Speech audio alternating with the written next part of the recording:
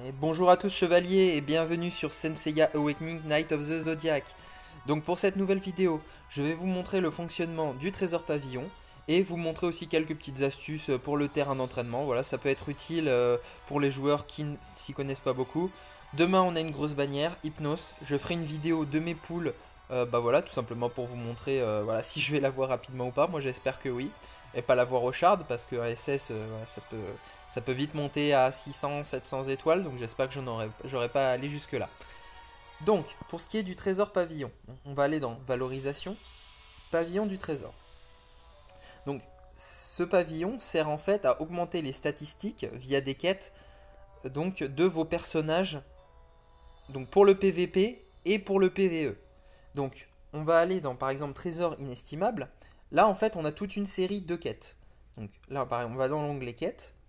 Donc posséder 10 skins, 20 skins. Voilà, c'est plein de quêtes à faire qui vont vous débloquer donc des pierres de résonance, un objet supplémentaire, donc ça peut être des pierres de raffinement, un cristal de valeur, et en fait une sorte de petite icône en fait qui permet ensuite de débloquer ici des bonus de stats.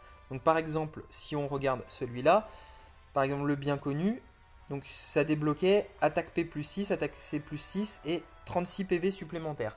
Donc vous avez plein de petites statistiques comme ça, donc en remplissant les quêtes que vous pouvez débloquer. Moi par exemple, il me reste deux quêtes à débloquer, donc c'est les 365 vœux, qui veut dire qu'en gros, bah, on a joué au jeu pendant un an, et atteindre le niveau 65 du terrain d'entraînement, c'est-à-dire le terrain de Doko. Pour une fois que vous avez fait ceci, vous pouvez aller dans bonus d'attributs, et en fait vous pouvez utiliser vos pierres de résonance pour monter les statistiques de vos personnages. Donc comme vous voyez, voilà, les montées de statistiques sont quand même assez conséquentes, puisqu'on parle quand même d'un pourcentage. Là par exemple, pour moi, le prochain niveau donc augmentera mes attributs de 40% au total, donc je vais encore gagner 10% par rapport à avant. Donc il faut dépenser pas mal de gold, utiliser des donc des cristaux de valeur et des pierres de résonance. Et on voit en dessous, c'est marqué ce buff est actif dans tous les modes de jeu. Donc c'est à dire que par exemple ici, dans Trésor Inestimable, le bonus de stats sera aussi bien pour le PVP que pour le PVE. Et ça c'est très important à savoir. Puisque ça par exemple ce sera à prioriser. Si on va dans Vitrine, ici il y a des quêtes aussi qui permettaient de débloquer donc des pièces, des armures d'or, des pierres de résonance et des petits éclats de A. Et en fait, en faisant ceci, après, par exemple, si vous débloquez Sagittaire, vous débloquez des stats qui étaient actives dans tous les modes de jeu pour le Chevalier du Sagittaire. La même chose pour la Vierge, etc. Vous avez en dessous la même chose pour Poséidon. Et ensuite, si on va dans bonus d'attributs, on voit aussi que là, il y a un autre système pour monter vos statistiques et qui est aussi actif dans tous les modes de jeu. Donc c'est des stats légèrement différentes d'avant. Là par exemple vous avez la pénétration défense P et la pénétration défense C. Il me semble qu'elle n'y est pas dans Trésor Inestimable. Si, elle y est aussi. Donc c'est à peu près les mêmes stats dans deux menus différents. Donc voilà, donc il faut penser vraiment à aller dans tous les menus pour augmenter ces statistiques. Ensuite, si vous allez dans mur de médaille d'honneur, donc ça c'est le rang que vous atteignez en sacré duel, il me semble. Et en duel galactique, voilà. Donc ça, c'est tout ce qui est au niveau PVP. PVP, donc là, atteindre le grand guru dans duel sacré, atteindre la division de diamant en duel galactique. Et donc là, une fois de plus, vous avez plein de bonus. Donc vous avez des pierres de résonance, voilà, des cristaux de valeur, de l'XP cosmique, et aussi des petites médailles que ensuite vous débloquez ici, donc qui augmentent vos statistiques. Et comme on voit là, par exemple, ce buff n'est actif qu'en JCE, donc en PVE. Donc ça, c'est un endroit du trésor pavillon, le mur de médaille d'honneur pour le PVE. Ensuite, vous avez le codex d'armure. Le codex d'armure, ça, il s'agit des RC. Donc, comme on voit, donc, vous avez tous les RC à débloquer, qui vous débloquent donc vos pierres de résonance. Des pierres inversées, en gros, qui permettent de réinitialiser vos stats. Donc, je vais vous montrer où. Dans événements, ici. Dans inversion de l'horoscope, vous pouvez utiliser vos pierres d'inversion pour réinitialiser le stack de votre personnage RC et donc pour réallouer en gros ses skill up. Par exemple, s'il était 1-1 5-1 par exemple, vous allez pouvoir le mettre à la place 1-5-1-1 ou 1-2-4-5 par exemple. Donc on va retourner dans le trésor pavillon. Donc ça c'est donc, la médaille d'honneur on a fait, codex d'armure. Et donc quand vous avez débloqué l'armure du chevalier, en cliquant dessus vous voyez que là vous débloquez des statistiques. Donc là par exemple chance statut, ce buff est actif dans tous les modes de jeu. Et sachez que ce buff là n'est pas par exemple que pour Ptolémée. Je vais vous donner un exemple plus concret pour Doko par exemple. Quand vous l'avez RC, ce buff est actif dans tous les modes de jeu. C'est 270 d'attaque P, mais pas que pour Doko. C'est 270 d'attaque P pour l'ensemble de votre box. De même pour la résistance deck P qui est sur ce RC là. Donc c'est vraiment important de RC tous ces personnages. Même les A. Si on va par exemple sur Seiya, Seiya augmente l'attaque P de 180 points et le niveau critique P de 7. C'est énorme. Donc si vous appliquez ça sur tous vos personnages, ça peut bien vous aider autant en PVP qu'en PVE.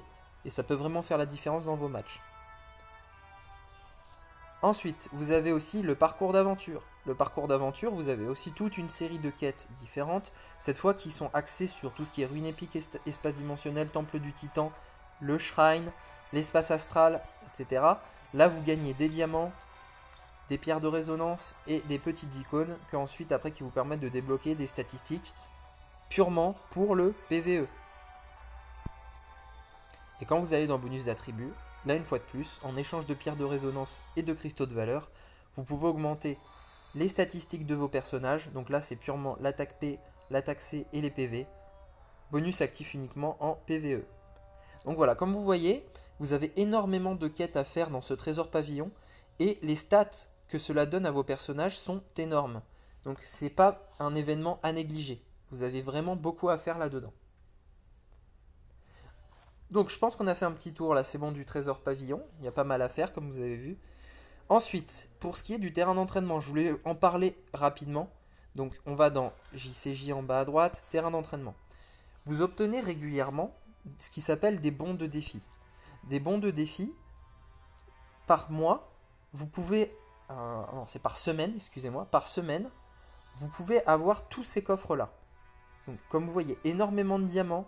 Vous pouvez avoir des diamants, des fleurs, des pierres de 7ème sens dans les coffres, pas mal de gold et quelques potions d'XP. Donc quand vous avez fini cette quête là, donc c'est-à-dire que vous avez eu 39 sur 39, c'est pas pour autant que vous devez vous arrêter, puisque quand vous refaites le terrain d'entraînement en entier, moi par exemple je le fais en défi rapide, de cette façon là. Donc sachez que pour le défi rapide, il me semble que ça utilise la formation numéro 2.